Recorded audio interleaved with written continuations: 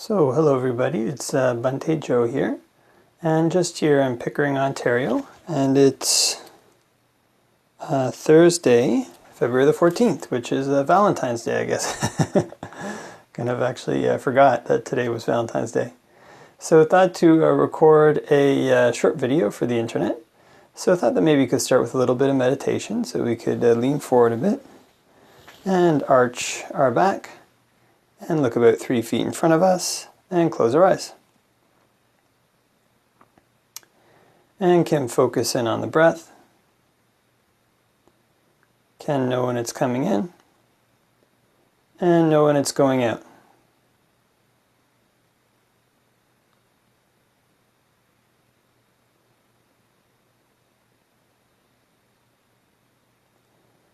If we breathe in a long breath, can just know I'm breathing in a long breath. And if we breathe in a short breath, can just know I'm breathing in a short breath.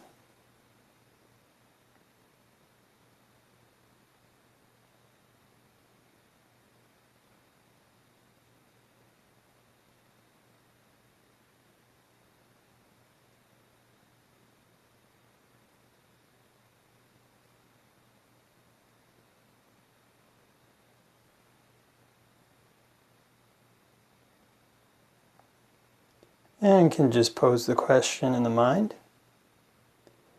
What would be a really comfortable way to breathe right now? And then one can just let one's body respond on its own.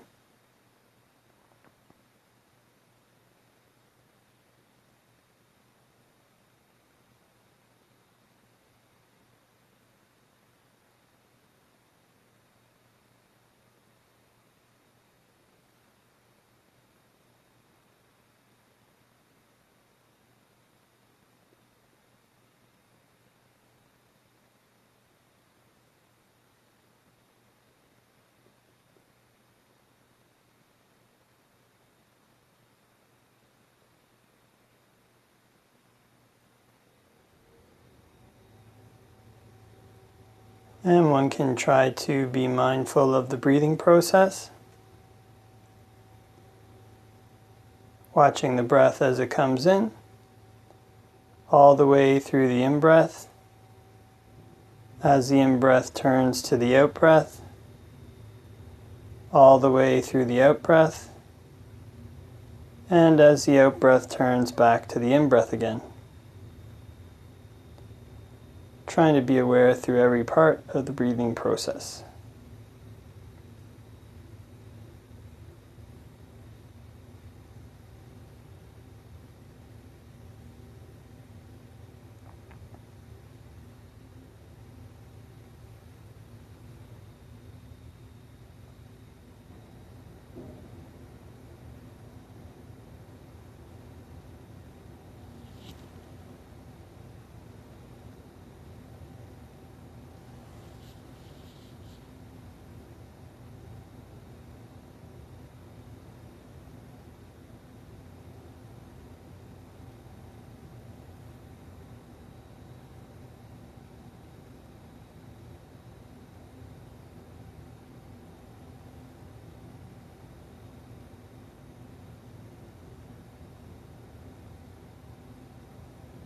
And if the mind wanders off,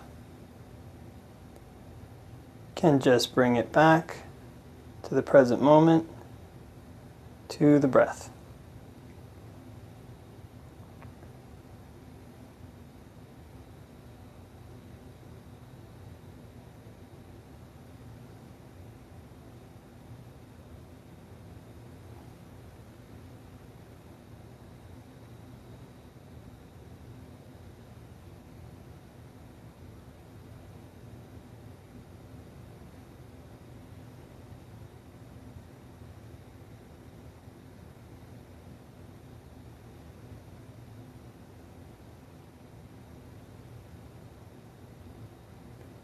And before you finish meditating, can spread thoughts of goodwill, wishing may all beings all around everywhere be happy and at ease. May they put in place the causes necessary to be happy and at ease. And we can make our minds infinite, can make them unbounded, all the way to the ends of the universe and beyond, in every dimension. May all beings all around everywhere be happy and at ease.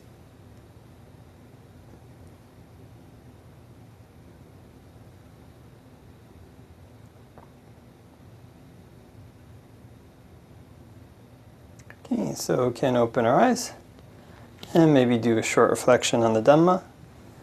Namo tassa bhagavato arahato samma sambuddhassa. Namo tassa bhagavato arahato samma sambuddhassa. Namo tassa bhagavato arahato samma sambuddhassa. Buddhaṃ saranang gacchāmi, Dhammāṃ saranang gacchāmi, Saṅghāṃ saranang gacchāmi.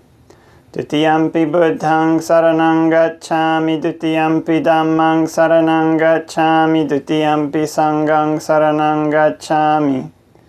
Tatiyampi Buddhaṃ saranang gacchāmi, Tatiyampi Dhammāṃ saranang gacchāmi, Tatiyampi Saṅghāṃ saranang gacchāmi. So hope that everybody is having a great day, night, wherever you may be in the world. And here over the past couple days, we've had some snowstorms, some blizzards in the Greater Toronto area. Some pretty good ones actually. I think they closed all the schools in the Greater Toronto Toronto area for the first time in 10 years. So it was quite a blizzard. So so that was neat to see. And so, these kind of things are interesting because I guess today, today being Valentine's Day, sometimes people, they have these kind of blizzards in there with their person they care about, sometimes a fight or sometimes kind of jealousy, all these various things. And the Buddha actually gives teachings to people who are husbands and wives. Kind of one of the things, the Buddha was the supreme teacher of gods and humans, and most of his teachings in the canon are addressed towards monks. But there are many that are addressed directly towards lay people, the kind of things that lay people deal with in their life, and gives advice on how to how to live these in a way that's skillful, that's in line with the Dhamma, and that will bring increased happiness. So for husbands and wives, one of the things that he recommends is that basically both people try to be really virtuous. That's kind of one of the interesting things. So there's this kind of a sutta where he talks about this kind of like a devil, or like a devil living with a god, or a female devil living with a male god, a male devil living with a female goddess, and basically the god is the person who keeps the 5 precepts, or the goddess is the person who keeps the 5 precepts. The devil is the kind of one who breaks them. And so, oftentimes these kind of things are what cause a lot of tension in people's relationships, especially people go breaking the 5 precepts. So one of the most important ones is this kind of thing that the Buddha teaches, basically not to be for one to be faithful in one's relationships to others. If one has a wife, then to be wife or husband, then one is to be kind of faithful to that person. And a lot of the things what this does, it kind of cuts off a certain amount of desire. If a person is kind of not faithful, it's kind of this excess overflow that basically creates havoc in a person's life. And a lot of people get really sad, if they are not true to their partner, and then their partner breaks up with them. So actually was, remember when I was young, I used to listen to a lot of kind of rap music. It's kind of like a hip hop music, and it was funny. You'd have these like hip hop superstars, and they obviously very popular with the ladies or whatever, and then they would find one girl who seemed to be really nice to them. They liked them, and still they would, remain unfaithful, not being true to that person. And then afterwards, you'd have all these kind of like songs, from this person about how sad they were, that they were not faithful in their relationship, despite the fact that even probably after their relationship broke, they were still very popular, I imagine, and making a lot of money and, you know, famous and all this kind of thing. But, you know, you could tell from their songs what they really missed was this kind of you know, feeling of closeness that they had with this this other person. And so this kind of this precept, the third precept to remain faithful, is the kind of foundation of what the Buddha teaches for people who are in for those who are in relationships with one another.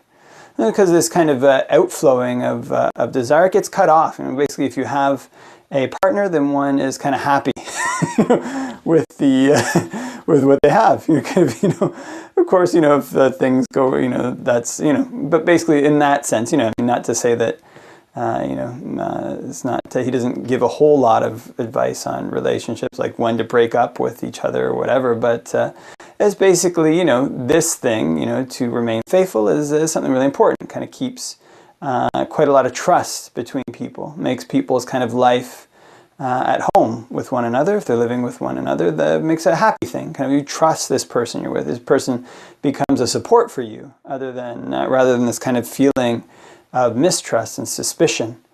And then the other thing that he recommends is that that people basically be aware of the various kind of duties they have towards one another. So two people are kind of in a relationship with one another. Then both of them have these kind of mutual sets of duties. In the time of the Buddha, these duties were very specific to the kind of gender roles that the people had at that time. Now, maybe not all those roles are the same, but the thrust or the whole thing behind it is this idea that there's duties that people have towards one another, and that it's not just all one thing. And kind of, you know, I'm not sure what now, you know, I don't have the wisdom of a Buddha, so I couldn't say exactly, you know, exactly what those duties would be. Traditional ones were basically for a, you know, for basically, you know, for those two in the relationship to care for each other, you know, perform their duties towards one another. And what that basically means is there's this kind of halfway meeting point.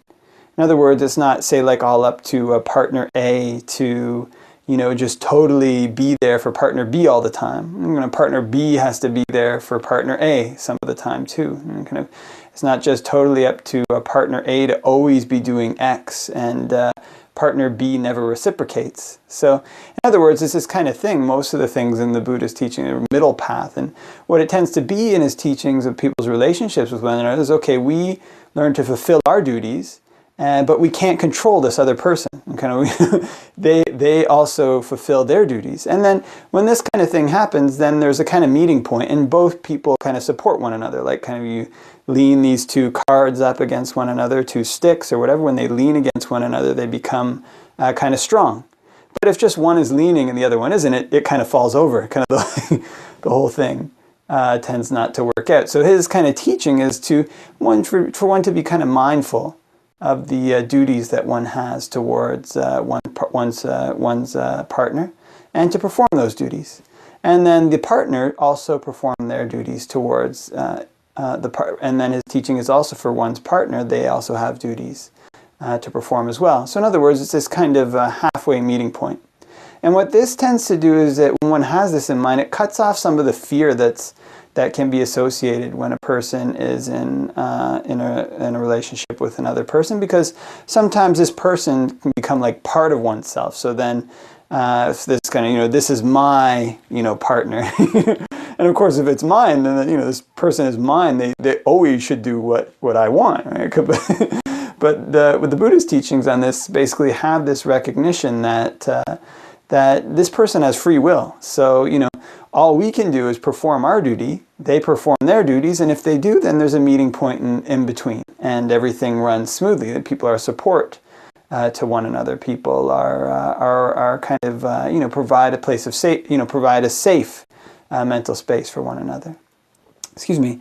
And then in these kind of relationships as well, the Buddha recommends for people like to keep their kind of precepts and kind of keep all the five. So not killing, not stealing, not lying, you not taking intoxicants and being faithful in one's relationship. When two people kind of both of them keep these precepts, and they get the kind of joy and happiness that comes from them. They become a mutual support for one another in their spiritual life, as well as their kind of, the mundane affairs of running a family or running a house that people need to support one another in. And when people become support for one another in their spiritual life like this, and they support one another in gaining a happiness that isn't just about kind of rushing out to eat external things. When people gain this kind of happiness, then this is something that kind of takes their partnership beyond just the usual. It takes their partnership beyond just the kind of, I guess you call the temporal world, to the point where they're spiritual support for one another. And this is one of the interesting things actually in the canon. There's a passage where there's a husband and wife, and they ask the Buddha, we're in love and all this kind of thing. We want to be with one another, not just in this life, but in lives to come. And what the Buddha says is, he says, well, if you want to be with each other, not just in this life and lives to come, then make sure you're the same in virtue. And basically, your spiritual practice is the same. Become a support for one another in your spiritual practice. And kind of the same virtues, same kind of spiritual progress. And then you kind of end up with one another in future lives as well as the present life. And so these are kind of things that the Buddha teaches about. Kind of these things that are, if one is a lay person, one's not a monastic, then these are things that come up in one's life. And so always to keep them in line with the Dhamma is what brings happiness. And kind of this, there is a kind of wisdom to this, doing one's duties towards one another. Okay, I don't totally own this other person. They have their free will. I've got my free will.